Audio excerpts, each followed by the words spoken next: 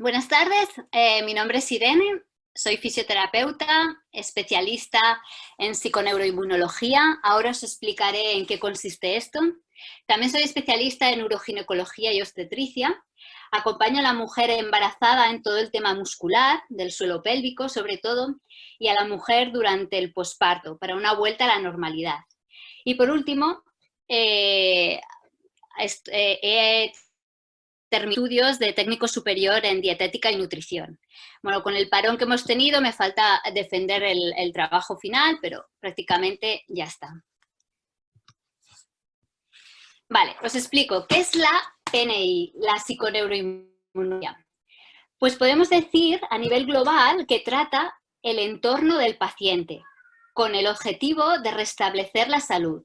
Se trata de un estudio profundo de la fisiología del Homo sapiens, de nuestros antepasados, y su evolución.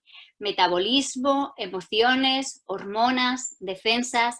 Es decir, que la intención es conocer cómo funciona todo, cuando el cuerpo está sano y cuáles son los mecanismos que lo enferman. Las principales herramientas serían la alimentación, el ejercicio físico, la suplementación y la terapia emocional. Esta última muy importante. Vale.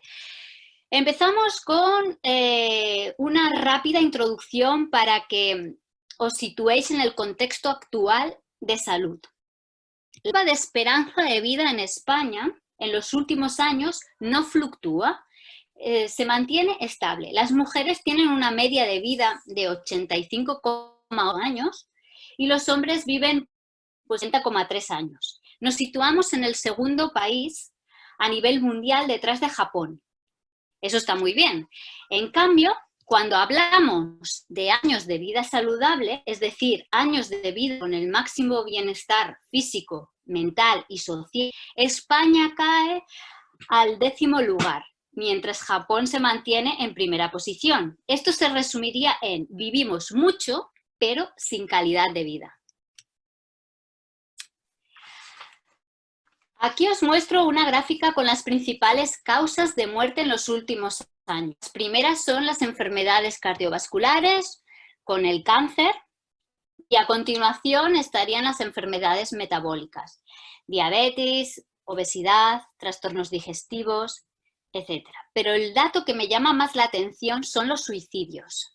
Aquí veis, los suicidios hay más suicidios que accidentes de tráfico. Por tanto, podemos concluir que el sistema está bastante afectado.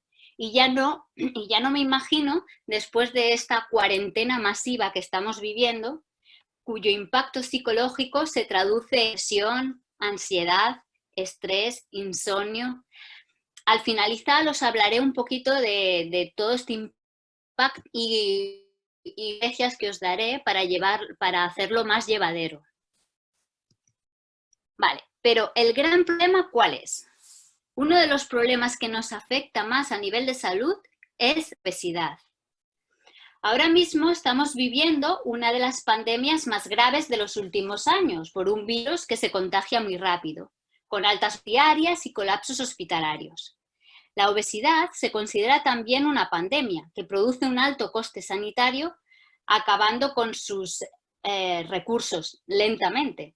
Por tanto, no vamos a obviar este problema que también está catalogado por la OMS como la pandemia del siglo XXI. Una gráfica del 2017 nos muestra que hasta los 65 años el porcentaje de hombres obesos es superior al de las mujeres.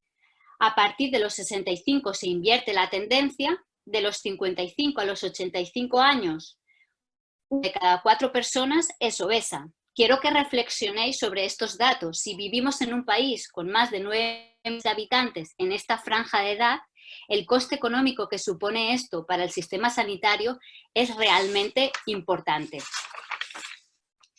Estados Unidos está destinando 322 millones de dólares para las personas con diabetes tipo 2, edad causada por el estilo de vida y por la obesidad. Y la ONU nos asegura que con 200 millones de dólares podríamos erradicar el hambre en el mundo. Ahora tenemos que ser conscientes de que no hemos de salir de casa para no bloquear el sistema sanitario, para que no aumenten el número de muertes, y no tendríamos que concienciarnos con estas patologías metabólicas que también nos están destruyendo como especie. Si seguimos así, la gráfica nos muestra que en el 2030 los casos por diabetes tipo 2 se disparan. El 95% de la población sufrirá sobrepeso y hasta 1 de cada 3 personas tendrá obesidad. ¿Qué coste tiene esto para nuestra sanidad pública? Esto va a provocar también un colapso sanitario que no podremos sostener. Pero ¿qué ha cambiado en los últimos 60 años para que se den estas patologías? ¿Qué estamos haciendo mal? ¿Será la genética? Pues se dice que tiene un pequeño porcentaje de actuación, pero no es la causa. La causa es el exposoma. ¿Y qué es el exposoma? Pues es el entorno. Las causas ambientales que influyen en nuestra salud. Hay causas generales, si vivimos en una ciudad o en un pueblo, si estamos en contacto con la naturaleza o no, la contaminación acústica o ambiental, el clima, si estamos expuestos al sol o no, el estrés emocional, eso influye mucho en que podamos enfermar. Y también en las causas específicas de cada uno, si comemos mucha comida procesada, si consumimos drogas, si hacemos ejercicio o no, si bebemos agua, si fumamos, si bebemos alcohol. Todo esto, junto con nuestro microbioma, que son las características internas de cada persona, es decir, la microbiota intestinal, el metabolismo, la epigenética y las agresiones oxidativas, es decir, que el exposoma y el microbioma, este conjunto, es lo que nos hace enfermar y no la genética. Pero entonces, si el entorno está afectando a la salud del ser humano, ¿cuál es el entorno que mejor nos sienta? Pues es aquel que ha vivido la mayor parte de las generaciones. Durante 2 millones de años, vivimos como cazadores-recolectores en el Paleolítico.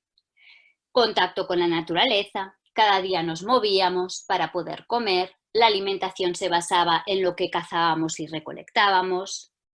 Aparece el Neolítico, hace solo 10.000 años, y se produce el primer cambio, la agricultura.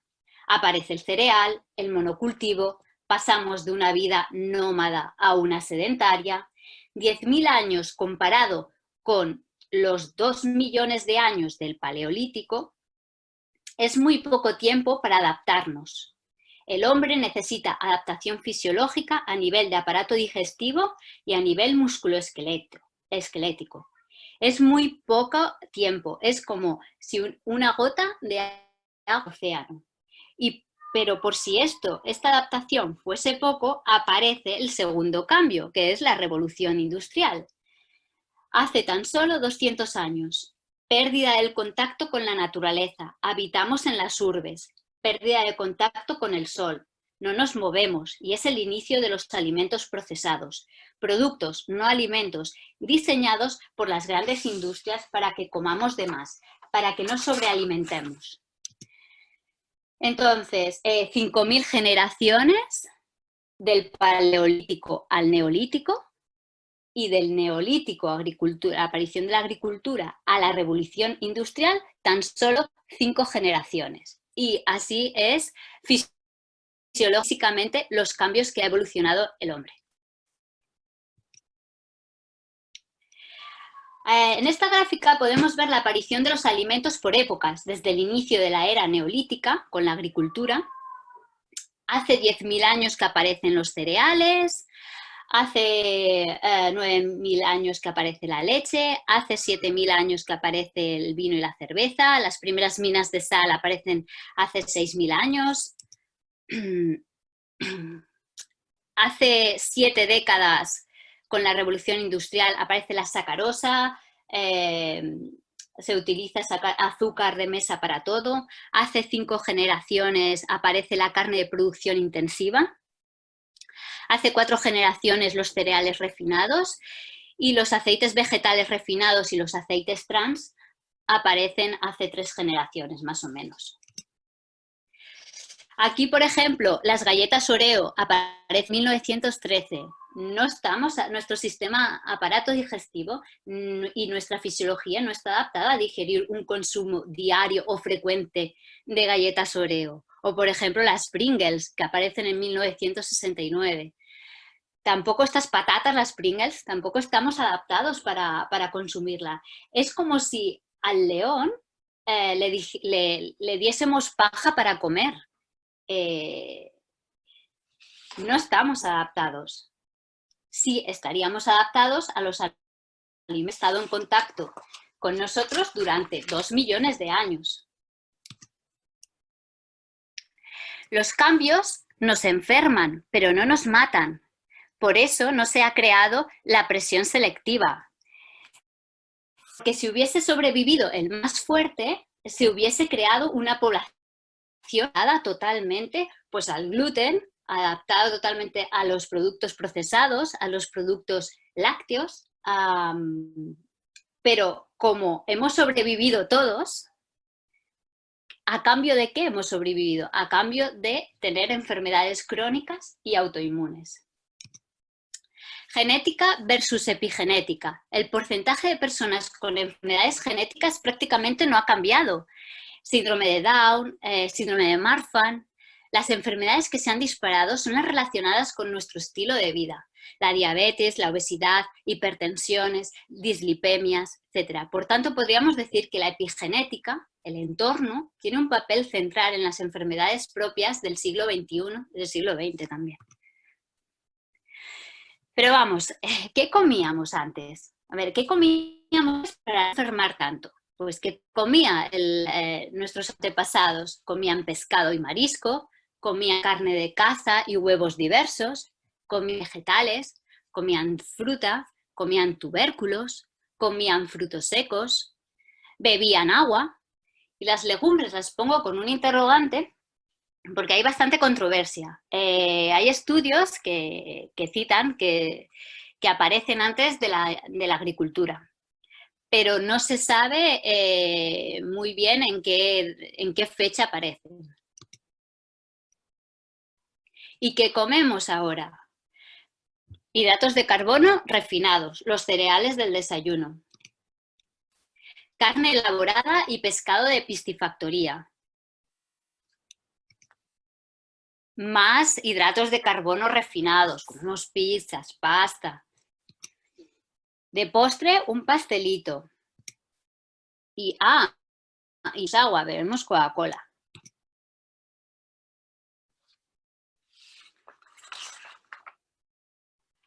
Entonces, yo lo que os propongo es que hay que apostar a los alimentos kilómetro cero y de temporada, frente a los alimentos provenientes de las grandes producciones y de todo el año.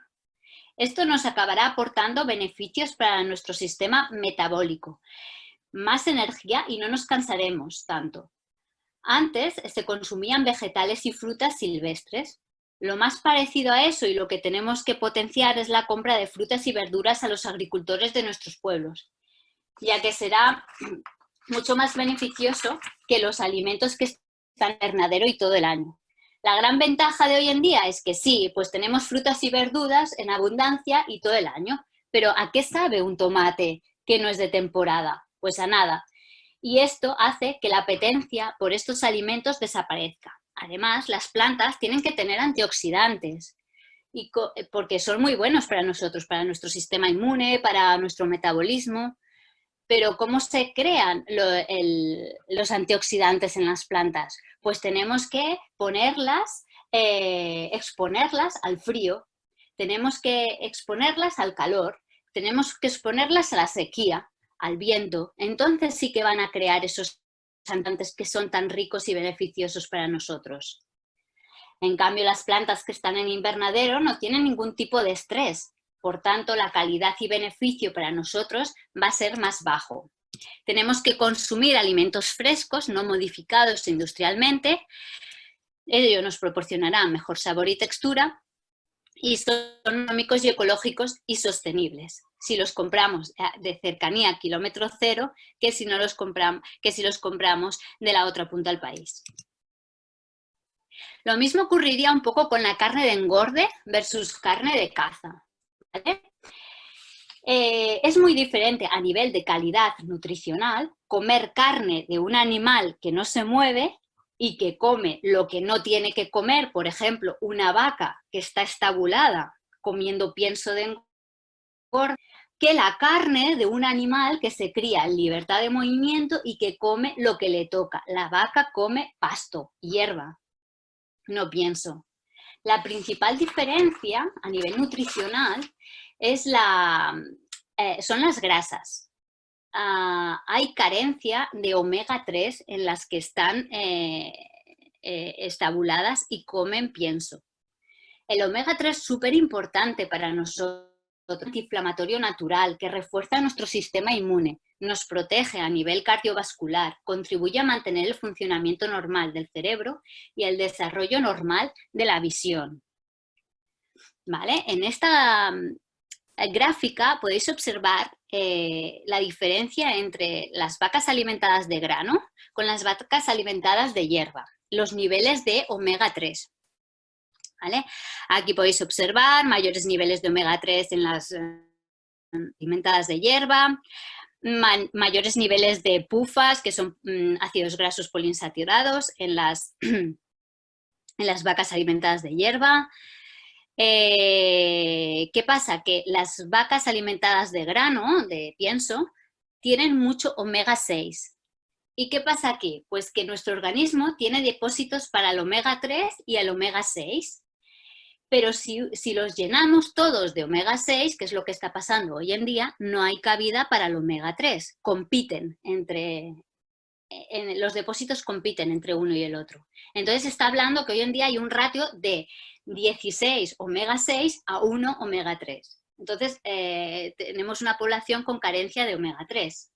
En consulta muchas veces recomiendo tomar el omega 3 para desinflamar un poquito todo el terreno, porque si no, por muchas técnicas que esté utilizando, mi trabajo no va a ser efectivo. Porque también pregunto alimentación sobre alimentación en los pacientes y la alimentación con omega 3 está muy deficitaria. La gente no come pescados grasos, come salmón, pero el salmón es de piscifactoría. No come sardinas porque tiene espinas, no come los boquerones, que son los que más contenido en omega 3 tienen. Después, a nivel de carnes, las compran todas estabuladas en supermercados, no compran carnes de calidad y eso se nota mucho a nivel de trabajo. ¿Qué repercusión tiene nuestra forma de comer? Como ya os he dicho, nos lesionamos más. Nos regeneramos peor, cuesta más curar, nos reproducimos menos, uno de los grandes problemas hoy en día. Tenemos más dolores y nos cansamos más. Vale, pero ¿por qué estamos más gordos? Porque la sociedad de hoy en día, comparado con generaciones anteriores, se ha disparado la obesidad. Hay más obesidad. ¿Por qué? Porque tomamos mucho azúcar, pero no azúcar del que podamos encontrar en la fruta o las verduras, o la fruta seca.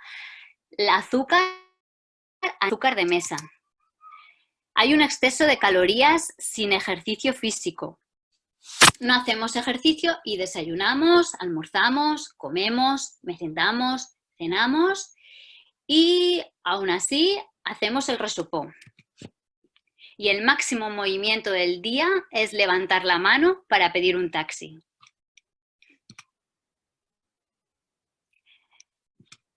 Otra cosa, también muy importante, necesitamos una dieta que nos aporte energía y micronutrientes. ¿Y qué estamos tomando hoy en día? ¿Estamos tomando una dieta equilibrada? Hay muchos problemas para tomar una dieta equilibrada. Uno de ellos, no quiero engordar. Estamos en una sociedad que nos incita a no querer engordar, ¿vale? No quiero engordar, restringo calorías, ¿vale? ¿Qué pasa al restringir calorías? Que sufro por déficit de micronutrientes. Entonces mi cuerpo me pide comer más comida, pero no me pide comer brócoli. Y empiezo a comer productos procesados que no me alimentan, que son calorías vacías. El resultado es que engordo y continúo pobre en micronutrientes porque me alimento con dieta de baja calidad. Otra cosa, otro problema, la crisis del sabor.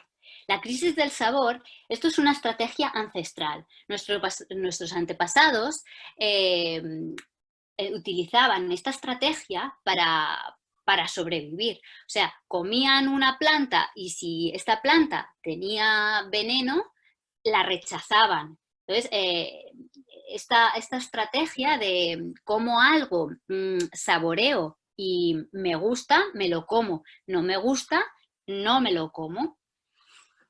¿Qué pasa ahora, hoy en día? ¿A qué sabe un tomate de invernadero? Pues a nada. Por lo tanto, pues no me lo como, no me apetece, no tiene sabor. Y entonces viene la industria alimentaria con sus productos procesados, superando con creces el sabor de los alimentos y nos controla. Antes de sacar un producto al mercado, hace varias copias con diferentes aditivos, le pone sal, le pone azúcar, potenciadores del sabor y sus catadores especializados eligen el que tiene más éxtasis de sabor para que una vez en el mercado incitar a comer más y sobrealimentarnos. Y otro problema es el hambre hedónica. Ahora voy a explicar cuál es el hambre metabólica y el hambre hedónica. Para la ingesta de comida tenemos una regulación homeostática. El hambre metabólica, en la que necesito comer porque tengo carencia, algún órgano está en carencia energética y necesito comer. Metabólicamente necesito esa energía. Y la hambre hedónica es aquella en la que yo he acabado de comer, pero estoy oliendo a algo muy sabroso y se me hace en la boca agua. Es, por ejemplo, vivimos en una sociedad donde por cada 20 pasos te encuentras una cafetería, panadería. Tú vas caminando y te llega el olor a croissant, a chocolate.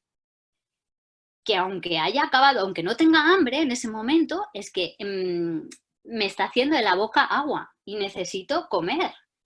Hoy en día nos sobran los alimentos, no hay ningún tipo de carencia, pero fisiológicamente nuestro comportamiento nos incita a comer por si acaso.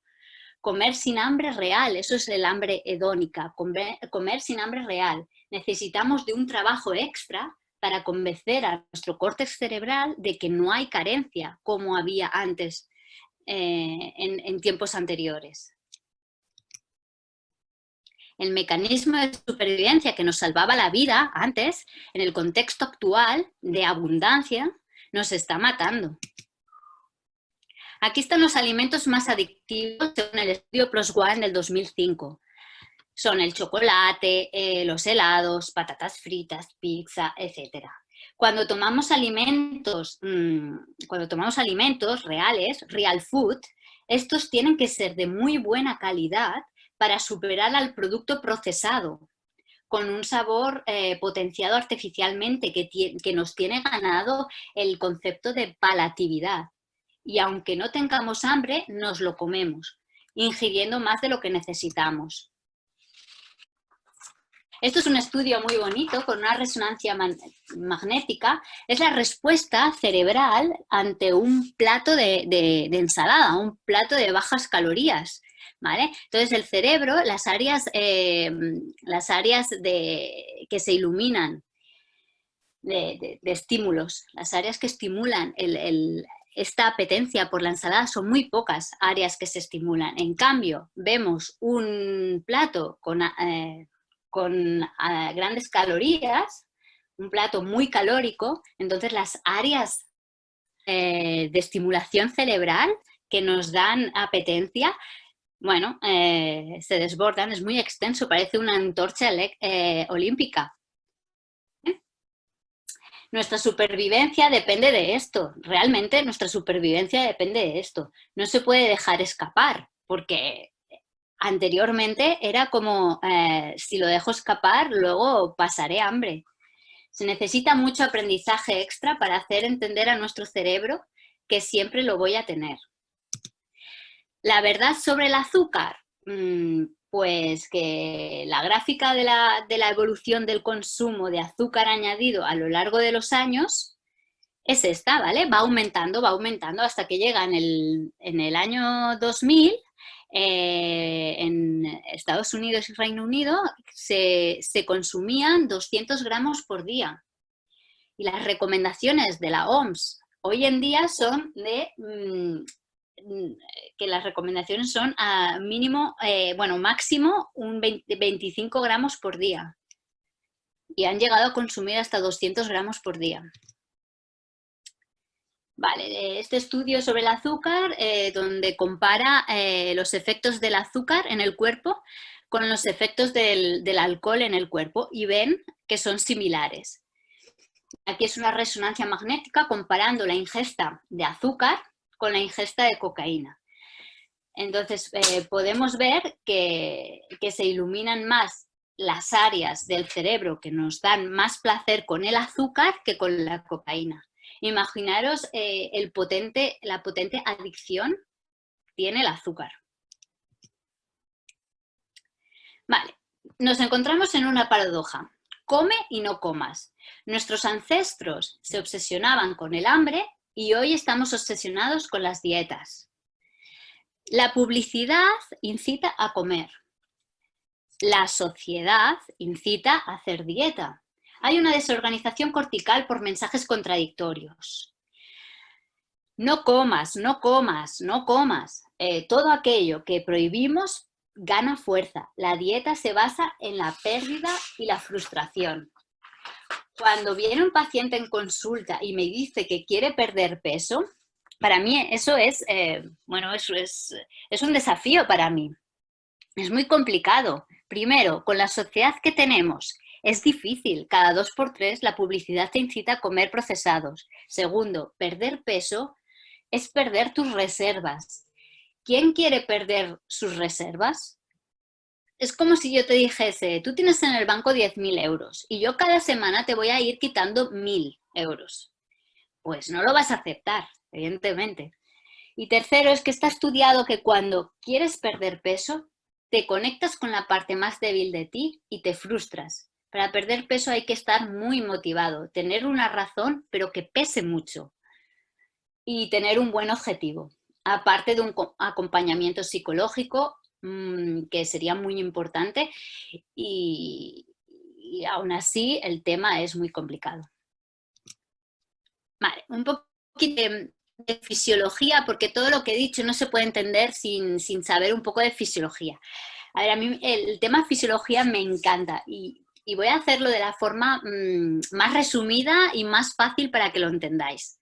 ¿Vale? A ver, cuando nosotros comemos se produce un aumento de azúcar en sangre y no puede estar mucho tiempo porque este azúcar caramelizaría las proteínas. Entonces, el páncreas segrega insulina, una hormona que hace que este azúcar entre en las células mediante un receptor GLUT, ¿vale? Que está aquí, ¿vale? Es encargado de abrir las compuertas de las células para que entre la glucosa dentro y le dé energía. Hasta aquí, todo perfecto, no hay problema.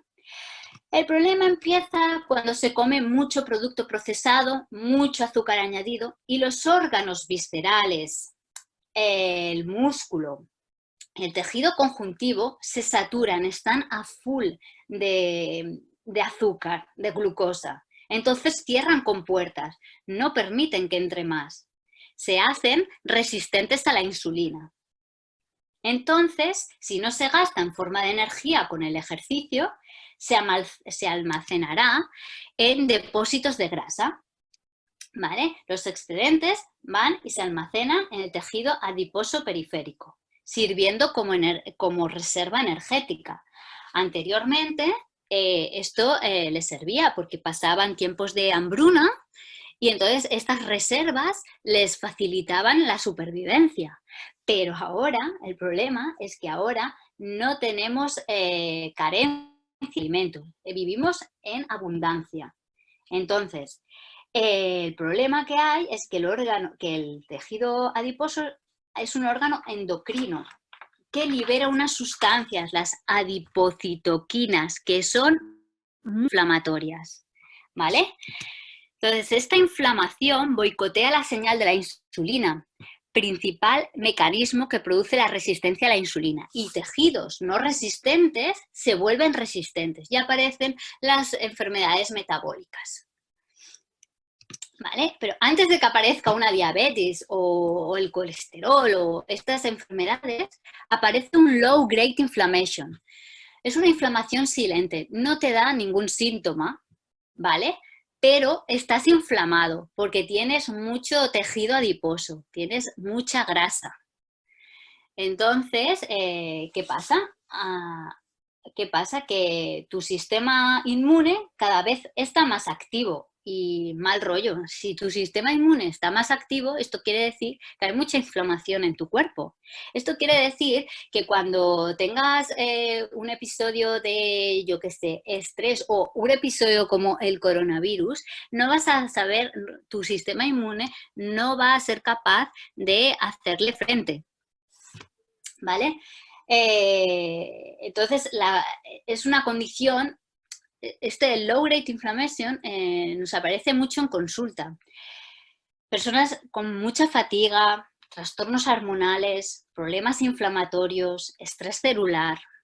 Es difícil de que las lesiones se recuperen. Y aquí os hago una pregunta, ¿quién se va a curar antes? Está claro, ¿no? Si tenemos un sistema musculoesquelético bien definido, hay músculo, poca grasa, vas a regenerar mucho mejor. Si tu estilo de vida es bueno, es correcto, ejercicio físico, alimentación saludable. En cambio, cuando hay un low grade inflammation, la cosa no se cura tan rápidamente. Aquí os voy a desmentir un mito, el de comer las 5 veces al día. A ver, ¿es coherente? Pues os voy a decir que no es coherente. Y os voy a dar 4 razones para que lo entendáis. Vale, primera razón. Si comemos 5 veces al día, no betaoxidamos, ¿vale? ¿Y qué quiere decir betaoxidar? Pues quiere decir que no quemamos grasas. El páncreas está todo el día liberando insulina. Gastamos la energía de las células, pero no de la grasa. Y cuando hay un excedente, vamos acumulando. Esto nos dio una ventaja evolutiva en momentos de carencia. ¿Cuál es el problema de hoy en día? Pues que hay abundancia todo el año, como os he dicho. Entonces, la segunda razón es el mecanismo de autofagia. A quien descubrió el mecanismo de autofagia le dieron un premio Nobel en el 2016. Muy resumido sería pues, un reciclaje de las células más envejecidas y deterioradas, potenciando la renovación celular. Si no se produce esta renovación, pueden generarse enfermedades genéticas, miopatías, enfermedades autoinmunes como el Crohn, Alzheimer, Parkinson, diabetes. ¿Y quién va a potenciar esta autofagia, esta renovación? ¿Quién va a potenciar que se vayan reciclando estas células? Pues la restricción calórica, el no comer tanto y el ayuno intermitente. Entendemos por ayuno intermitente, por ejemplo, el cenar a hora temprana, levantarte al día siguiente, no comer, no desayunar enseguida nada más levantarte, muévete, haz un poco de ejercicio y retrasa tu desayuno, adelanta tu comida. Eso sería un ayuno intermitente.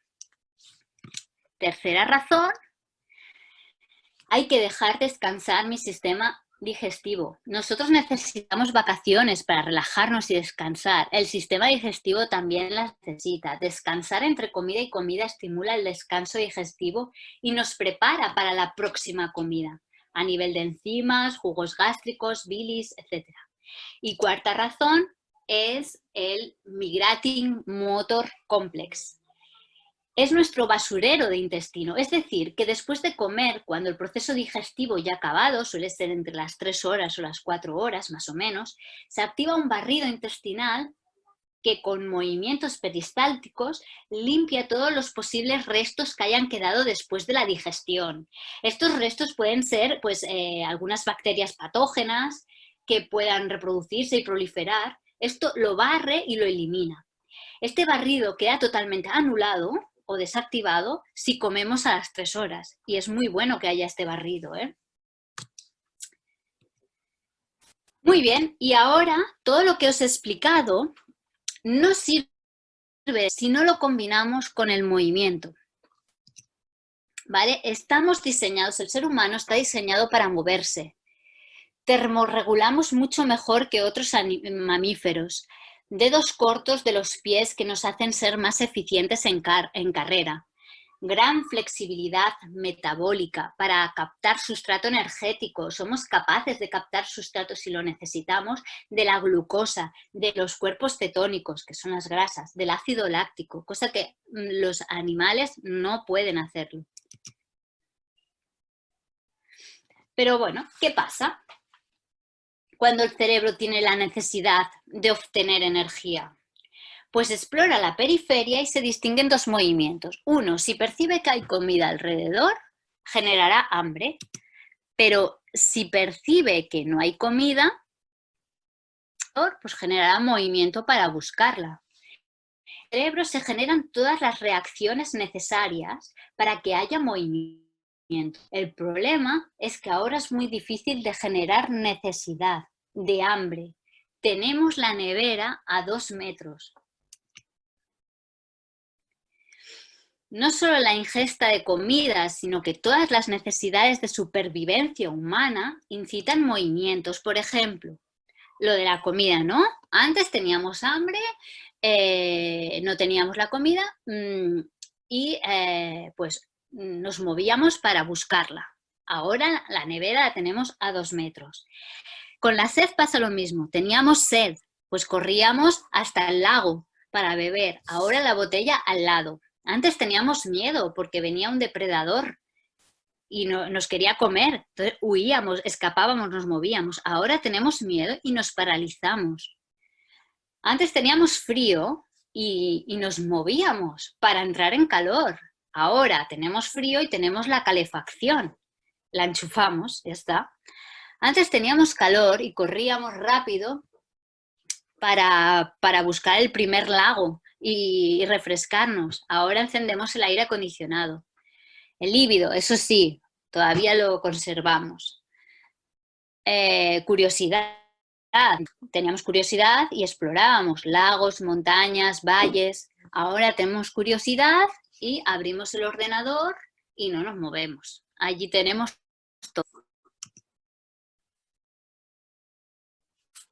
Os voy a hablar, ya queda poco, os voy a hablar de la dopamina, ¿vale? Es muy importante para el movimiento, ¿vale? La dopamina inicia, ¿vale? ¿Qué quiere decir esto?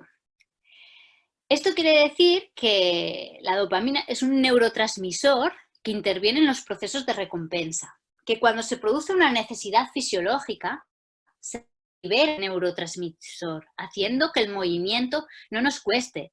El mismo ejemplo que antes, el de tener hambre. Y tenemos hambre y no tenemos comida, pues el ejercicio no nos va a costar nada. Enseguida nuestro cerebro nos va a pedir que nos movamos. Va a segregar la dopamina, ¿vale? Si después de este movimiento comemos, la recompensa es brutal. La dopamina se relaciona con la búsqueda y recompensa. Es diferente hacer ejercicio guiado por la dopamina, que no nos va a costar nada, que hacerlo por voluntad propia, que nos va a costar mucho y al final no lo vamos a hacer. La dopamina disminuye la fatiga, termorregulamos mejor y nos cuesta menos hacer el ejercicio. Nos pone en situación ya para hacerla, nos adapta ya. ¿Qué pasa? Que en sujetos sedentarios tienen menos dopamina. Y esto es lo que va a pasar ahora con el confinamiento. Nos movemos menos y la dopamina baja. Entonces sí que las ganas, por mucho que queramos, a movernos, ¿no? Nos vamos a mover. Las citoquinas proinflamatorias dificultan de dopamina. Las citoquinas eran las células, las sustancias estas inflamatorias que liberaba el alto contenido en grasa. Y si vivo en un contexto inflamatorio, será difícil hacer actividad física sin fatigarnos. ¿Cómo puedo generar más dopamina? Os doy estrategias para que podáis generar dopamina. Y aquí podéis, en una resonancia magnética, cuando se libera dopamina, las áreas de estimulación del cerebro, cómo aumentan, cómo se iluminan. A ver,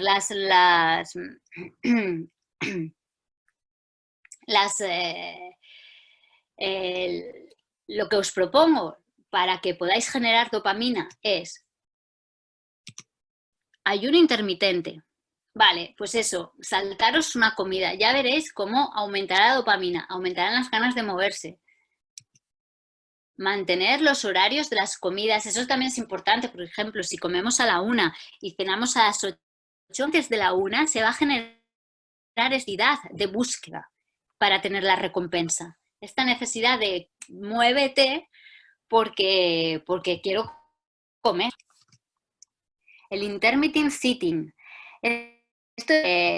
Días anteriores os enviamos por Instagram unos ejercicios que eran justamente para el intermittent sitting. Ahora hay mucha gente que está en teletrabajo, que pasa delante del ordenador muchas horas y en casa es más difícil de controlar porque nos sentamos y se nos pasa el tiempo. Entonces, está comprobado que si estás mucho tiempo sentado en la misma posición, las molestias musculares y de articulación y la dopamina, que no va a segregarse. Entonces hay que moverse cada 30 minutos, 30 minutos, 40 minutos, hay que levantarse, ejercitar un poquito los músculos y volverte a sentar para continuar.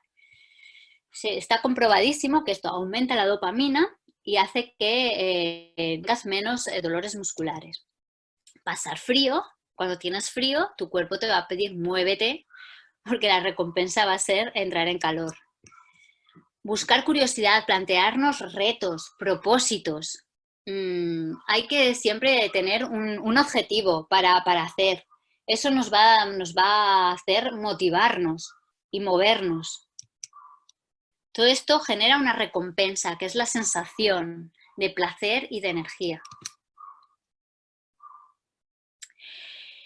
Ya por último, estoy acabando, ya estoy finalizando, el impacto que tiene el no movernos. Estos días de confinamiento estamos pues con una baja actividad. Nosotros desde mis compañeros en el Centro de Fisioterapia Vilaquiné, lo que hemos hecho es hacer unos vídeos para que podáis hacer entrenos o ejercicios para un poco pues mantener el tono muscular, activar un poco la circulación y disminuir o evitar la aparición de molestias, que esto es consecuencia todo de una inactividad. La OMS recomienda practicar al menos 150 minutos de ejercicio moderado a la semana. Cada día se tendría que caminar, cada día 30 minutos, a paso ligero. Eso sería lo normal para estar bien. La inactividad física es el cuarto factor de muerte en el mundo. Un informe publicado en The Lancet, una revista de alto impacto científico, advierte que el problema debe tratarse como una pandemia. Tenemos la pandemia de la obesidad, tenemos la pandemia de la inactividad física, del no movernos. Y ahora a continuación os voy a decir otra pandemia. Son 3 pandemias que nos van a proporcionar este confinamiento, esta cuarentena masiva.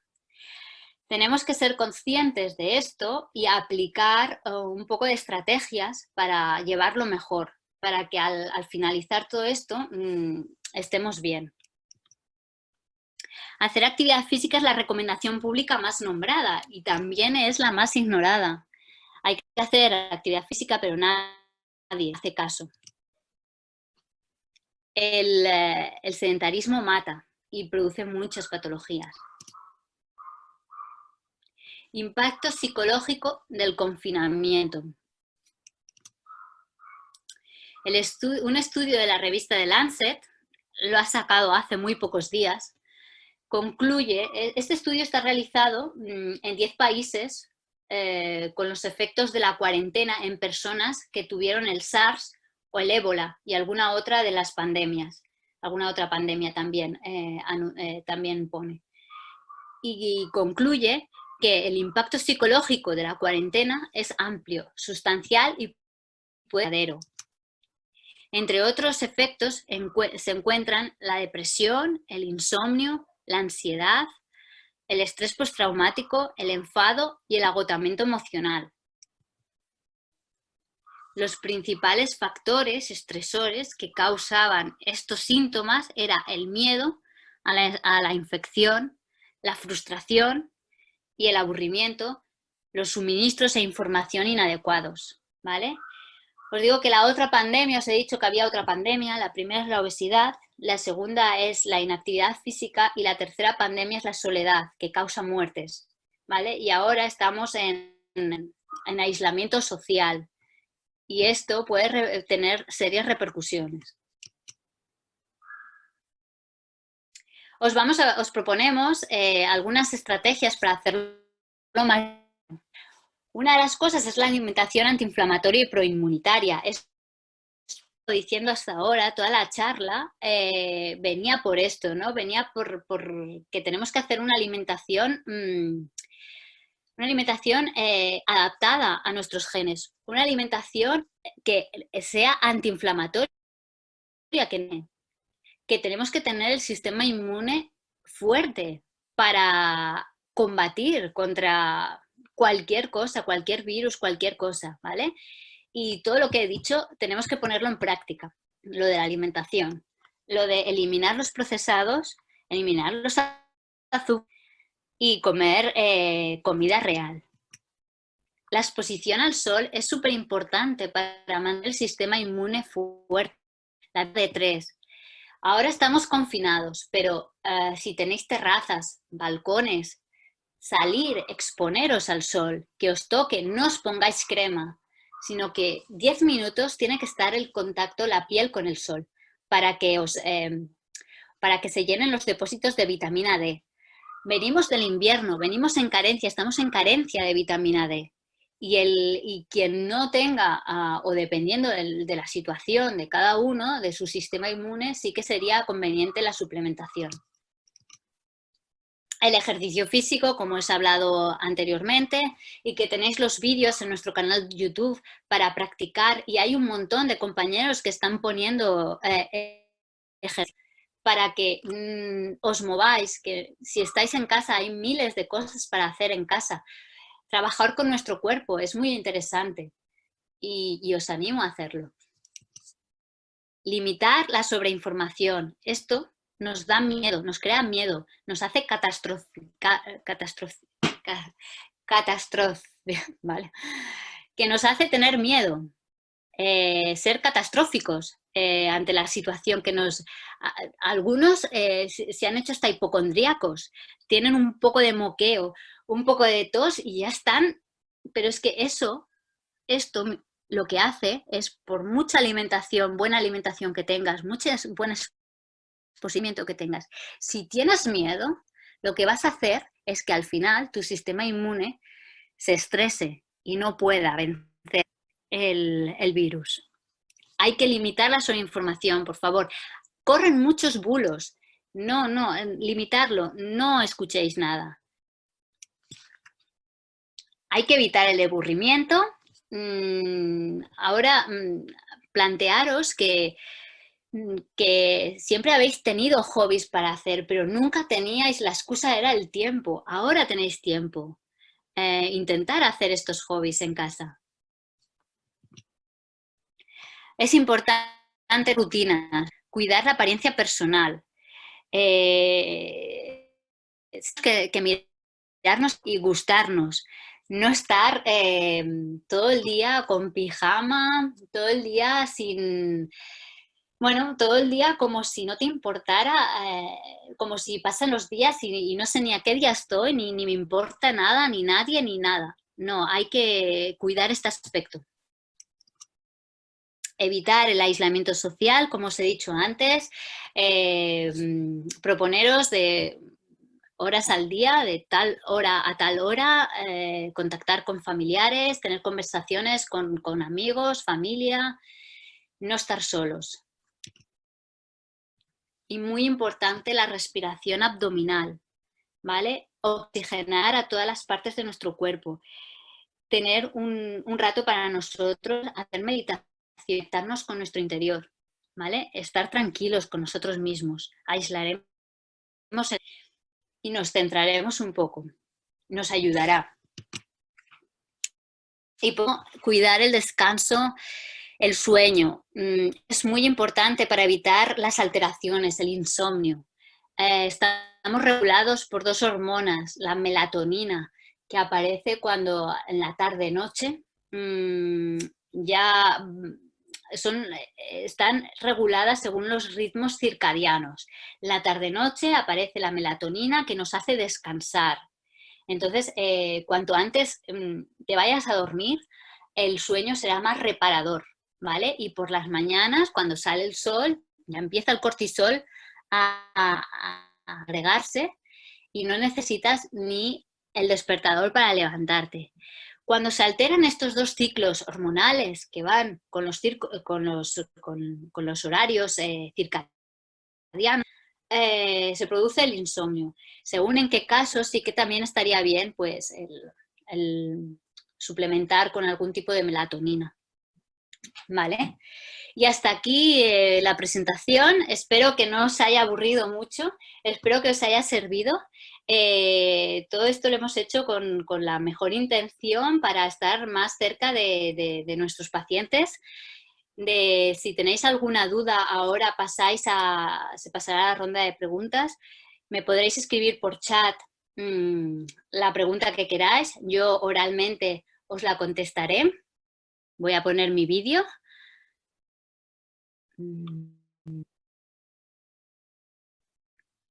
Vale, ahora seré yo. Me podéis, preguntar cualquier cosa y, vale,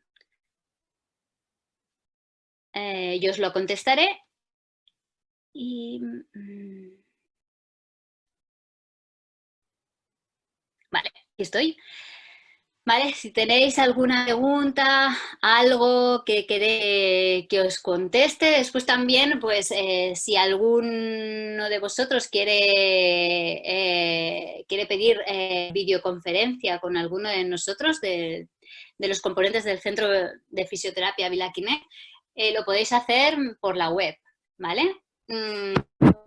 De 25 minutos podemos contestar, ayudaros si tenéis algún tipo de lesión o molestia en el autotratamiento y también pues si necesitáis algún consejo o algún caso en particular, sistema inmune, dietas o algo, también podéis consultarlo conmigo. Entonces veo aquí que no sé si hay preguntas, si no finalizaremos la sesión. Vale.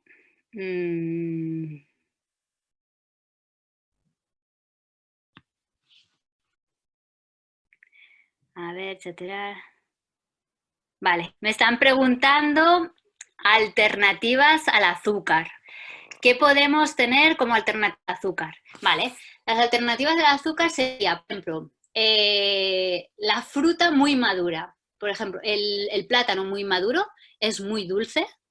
El almidón que tiene el plátano cuando se ha madurado hace que la glucosa sea alta. Entonces sería un buen ento para sustituirlo por azúcar. También los dátiles, la fruta seca. El dátil, las pasas también valdrían y, por ejemplo, podéis hacer pues repostería. Repostería en el sentido de, bueno, pues voy a hacer una galleta, no le voy a poner azúcar, pero en lugar del azúcar le voy a poner plátano. plátano triturado o pasas o dátiles, que son los alimentos que más pueden potenciar ese sabor dulce. Y sería eso. O también, caso de, por ejemplo, acabo de comer, ¿vale? Esto es típico, ¿no? Acabo de comer y tengo como sensación de que necesito algo dulce, necesito algo dulce para calmar algo, ¿vale? Entonces, una estrategia que podemos hacer es, te haces una infusión, ¿vale? Después de comer, después de cenar, te haces una infusión, si te gustan las infusiones, y te tomas una onza de chocolate. Mínimo tiene que ser del 85% de cacao, ¿vale? De allí hasta el 100% de cacao. Y la vas chupando, que se vaya deshaciendo, y eso te va a controlar esa ansiedad por el azúcar. Tengo otra pregunta.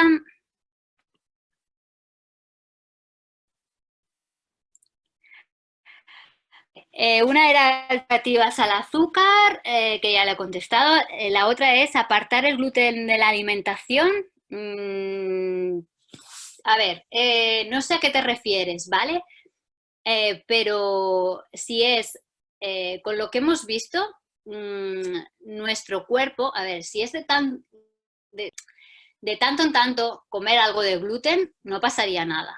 Pero si cada día estamos ingiriendo gluten, o tienes un sistema inmune y un metabolismo bastante fuerte para digerirlo bien, o al final va a haber una barrera intestinal un poco, bueno, van a haber procesos de, pues, un poco de días, de que el sistema digestivo fluctúa un poco ahí. Entonces, yo lo que recomendaría en este aspecto, y sobre todo si continuamente hay lesiones musculares o hay algún tipo de patología así no grave que no acaba de solucionarse, entonces una de mis intervenciones sería quitar durante un periodo de tiempo el gluten, a ver si eso mejoraba, ¿vale? Alternativas al gluten. Vale, el gluten, ¿qué es? Lo que lleva gluten es el pan, ¿vale? Alternativas al pan, el trigo sarraceno. Es un cereal también, podemos hacer pan de trigo sarraceno y no lleva gluten. Es un pseudo cereal que es bastante bueno porque tiene proteína completa y podría ser un buen sustituto al gluten. Es de esas personas que necesitan comer ese pan, ¿vale? No sé si te he contestado la pregunta. Si hay alguna otra más.